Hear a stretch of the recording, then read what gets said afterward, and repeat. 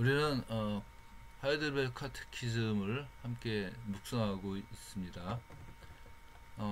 카테키즘 혹은 요리문답은 어, 아주 그 교회 진짜 처음 나온 사람들을 대상으로 하는 것은 아닙니다.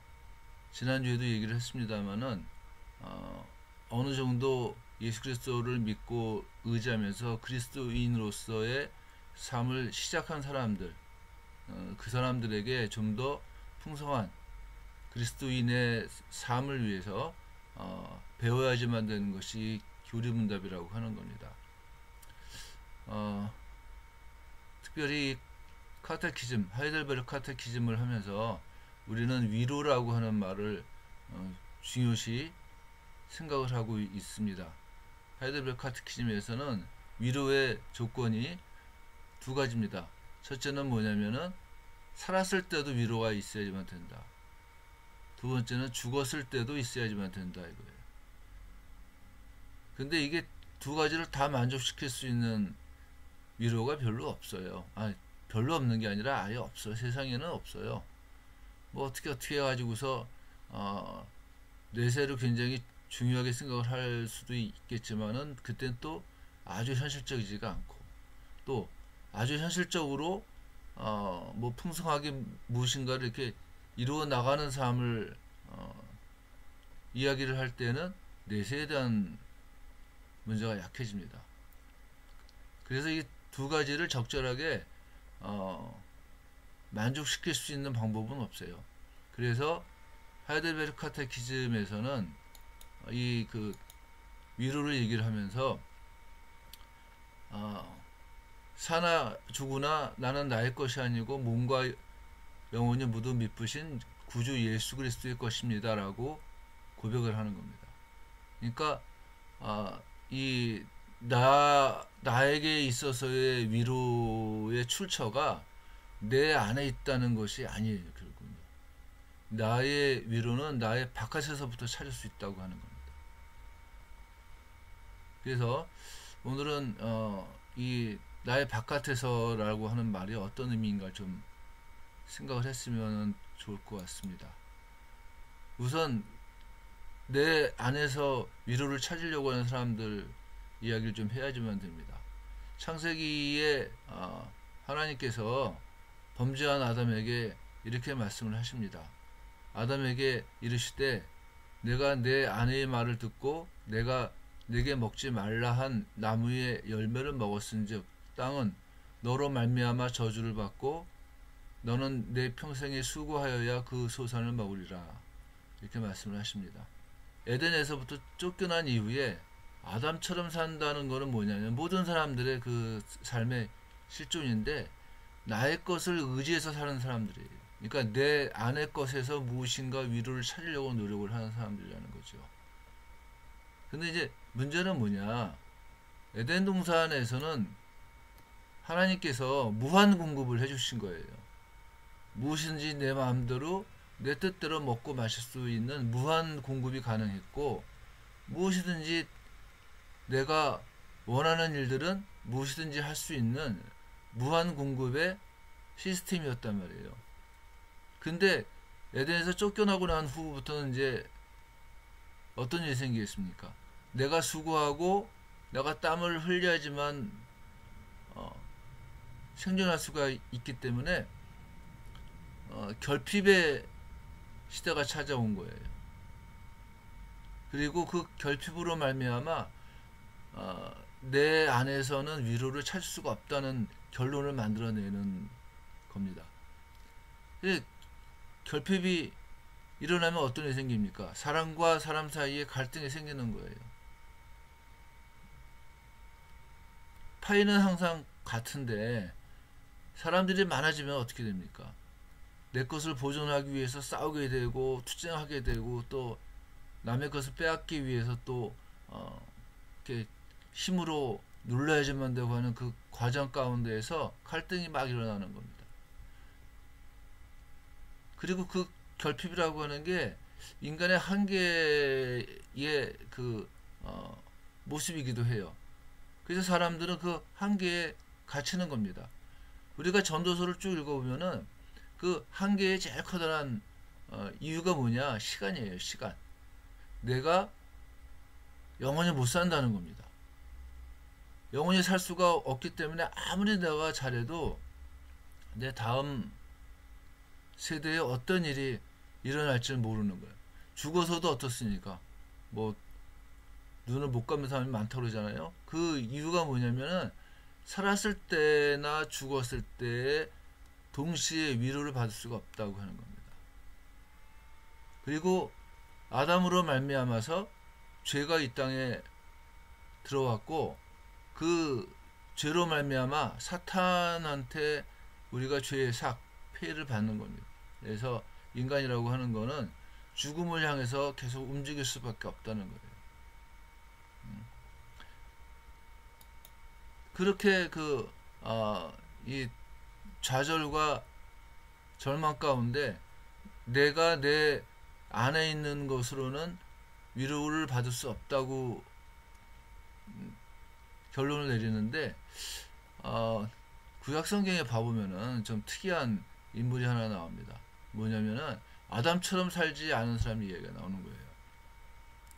아담의 실존에서 벗어난 사람 누구냐면 다윗입니다. 다윗은 스스로를 하나님의 양이라고 생각을 하는 사람입니다. 그래서 시편 23편에서 여호와는 나의 목자시니 나에게 부족함이 없습니다 라고 얘기를 하는 겁니다. 근데 그 다윗의 그 시편을 이렇게 쭉 읽어보면은 참 그 다윗도 목자였으니까 이렇게 상상을 해보면은 이렇게 푸른 초장이 쫙 깔려있는 어떤 이 초원을 양떼들하고 함께 천천히 이렇게 거닐면서 편안하게 이렇게 목축을 하는 것 같은 느낌이지만 실제로는 그렇지 않습니다. 그 다음에 나오는 뭐 사망의 음침한 골짜기를 다닌다든가 원수의 목전에서 나에게 상을 베푸시는 하나님이라든가 뭐 이런 얘기로 비추어 봐서는 또 우리가 보통 알고 있는 이렇게 양떼들이 다니는 그 길들은 굉장히 척박한 데가 많다는 거예요. 그러니까 다윗의 삶도 역시 척박하지 않았을까 하는 겁니다. 실제로 여러분들 다윗은 어릴 때에는 별로 인정받지 못했던 사람인 것 같아요. 언젠가 이런 얘기 한번 했습니다마는 사울 왕 대신에 새로운 왕을 세우려고 하나님께서 이새의 그 집으로 사무엘을 파송을 했을 때 많은 아들을 바라보면서 사무엘이 얘가 진짜 왕이겠구나 이렇게 얘기를 하면 하나님께서는 아니다 이렇게 쭉 말을 하는 겁니다. 그래서 제일 마지막 아이를 보고 난 다음에 더 없냐 물어보니까 이새가 아직 막내가 있기는 한데 걔는 양을 지키고 있습니다 이렇게 얘기를 하죠. 그러니까 사무엘이 온 이유를 이제 물론 이새가 잘 알지를 못했겠지만은 이새의 마음 가운데에는 그래도 선지자인데 이 이스라엘 나라를 통치했던 사사 겸 선지자인데 누구나 다 이렇게 내 아들들을 다 이렇게 선지자 앞에 이렇게 내놓고서 있잖아요. 보이고 싶었을 텐데 안 그런 거예요. 그냥 양신은 애 하나 그냥 이 정도로 생각을 한 겁니다. 그래서 인정을 받지 못한 것이 아닌가 이렇게 생각을 할 수가 있다는 겁니다. 청년기 때는 어떻습니까? 다윗이 골리앗도 쳐 죽이고 또 사울에게 픽업을 받아갖고 지금으로 말을 하면은 뭐 수행 비서관 정도로서의 역할도 했고 또 사울이 이 마귀한테 고통을 당할 때 그 앞에서 하프를 키면서 그런 귀신들을 이렇게 쫓아내는 일도 참 했지만은 그럼에도 불구하고 다윗은 어땠었냐? 사울한테 쫓겨다니는 사람이었다는 거예요. 그러니까 계속 쫓겨다니다가 겨우 만난 사람들이 누구냐면은 환난당한 모든 자와 빚진 모든 자와 마음이 원통한 자들의 모여있는 집단, 그 집단에 400여 명이 있는데 그 400여 명의 우두머리가 되었다는 거예요. 쉽게 말하면은 불황자들의 두목이 된 겁니다. 그냥. 그러니까 어떤 면에서는 다윗이 사울한테 쫓겨다니면서 무슨 뭐 이제 많은 사람들은 뭐 그 땅에 지리를 익혔고 무슨 뭐 하여튼 여러 가지 그런 그 이제 좋았을 것이라고 생각하는 여러 가지 면들을 얘기하지만은 다윗은 그냥 일종의 뭡니까? 도둑대의 두목이 된 거예요. 그리고 그들과 함께 사울하고 대립도 하고 피해 다니기도 하고 블레셋으로 쫓겨가기도 하고 또 블레셋 사람들한테 또 미움도 당하고 뭐 어쩌고저쩌고 하는 그 과정 가운데에서 청년기를 쭉 보낸 겁니다. 이렇게 썩 그렇게 행복한 때는 아닌 것 같다는 생각이 있어요. 왕이 된 다음에도 계속 되잖아요. 왕이 된 후에도 정말 참 하나님의 은혜에 감사해서 나는 이렇게 그 좋은 왕궁에서 사는데 하나님께서는 아직까지 성막에 계시니까 그 텐트 안에 계시니까 내가 하나님을 위해서 성전을 건축하겠습니다. 그랬더니 하나님께서 하시는 말씀이 뭡니까? 너는 피를 많이 흘려 크게 전쟁을 했고 내가 내 앞에서 땅의 피를 많이 흘렸은즉 내 이름을 위하여 성전을 건축하지 못해라 이렇게 얘기를 하는 겁니다. 그뿐만이 아니라 어떻습니까? 반란도 많았어요. 세바의 반란, 뭐 압살롬의 반란, 아도니아의 반란 등등 그 이 왕이 된 후에도 쫓겨다니기도 하고 여러 가지의 그 어떤 그 고통 가운데에서 다윗이 살았다는 겁니다. 또 요압 같은 사람하고는 갈등이 있었어요. 그래서 솔로몬한테 죽기 직전에 요압을 얘기를 하면서 그의 백발이 평안히 수월에 내려가지 못하도록 하라 이렇게 유언을 합니다. 그 정도로 갈등이 많은 또 삶이 힘들고 또한 어려웠던 또 소망도 꺾인 그런 삶을 살았다는 겁니다. 근데 다윗은 그럼에도 불구하고 하나님 안에서 부족함이 없다고 고백을 하는 겁니다. 여호와는 나의 목자시니 부족함이 없다. 왜? 하나님이 공급하시는 걸 알기 때문에 그런 거예요.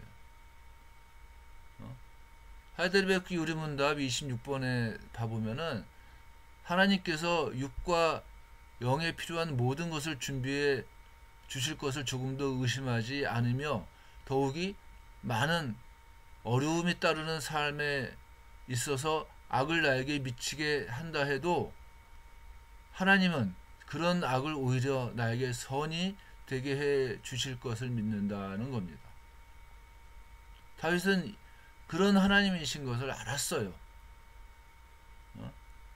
내가 노력해서 무엇인가 성취하려고 하는 게 아니라 그 하나님께 나를 의지하면서 하나님의 뜻을 순종해 나가는 거였다는 거예요. 웨스트민스터 소유리 문답에서도 하나님에 대해서 이렇게 말을 합니다. 자기의 모든 창조물과 그 모든 행동을 가장 거룩하고 지혜롭고 권능 있게 보존하시며 다스리시는 분이 바로 하나님이시다라고 하는 거예요. 이런 하나님인 것을 다윗은 알고 그 하나님을 향해서 여호와는 나의 목자시니라고 얘기를 하는 겁니다. 그래서 우리가 매주마다 고백을 하는 전능하사 천지를 지으신 하나님 아버지를 믿는다. 이렇게 다윗은 말을 할 수가 있었다고 하는 겁니다. 그러니까 그 다윗이 그 바깥에서부터 내 안에서가 아니라 바깥에서 하나님으로부터 나에게 오는 위로로 말미암아서 다윗은 하나님 자체가, 전능하사 천지를 만드신 하나님이 그 분 자체가 위로가 된다고 하는 거예요. 그래서 다윗은 자신이 아니라 자신 바깥에서 공급되는 이 모든 것으로 사는 사람이었다 하는 거예요. 이걸 예수님께서는 먼저 그의 나라와 그의 의를 구하는 삶이다, 이렇게 말씀을 하시는 겁니다. 그래서 다윗은 순종하는 겁니다. 비록 하나님께 성전을 짓는 일에 대해서 거절을 당했지만은 다윗은 어떻습니까? 솔로몬으로 하여금 성전을 짓게끔 하기 위해서 성전을 지을 수 있는 준비를 완벽하게 맞추는 겁니다. 그때 당시에 시대적인 상황 가운데서 다윗이 그 모든 것을 준비하지 않았다면은 솔로몬이 아마 성전을 짓다가 망했을 거예요. 그런데 다윗은 그 모든 것을 완벽하게 만들어 놓고 하나님 앞으로 간 겁니다. 또 하나님의 백성이기 때문에 하나님께서 세우신 권위 앞에 순종하는 사람이었다는 거예요.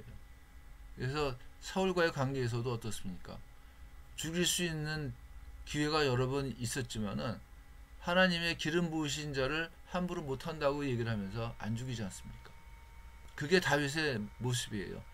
전능하사 천지를 만드신 하나님을 믿는 백성으로서 사나 죽으나 위로를 받는 사람이 가질 수 있는 모습이 그런 거라고 하는 거예요.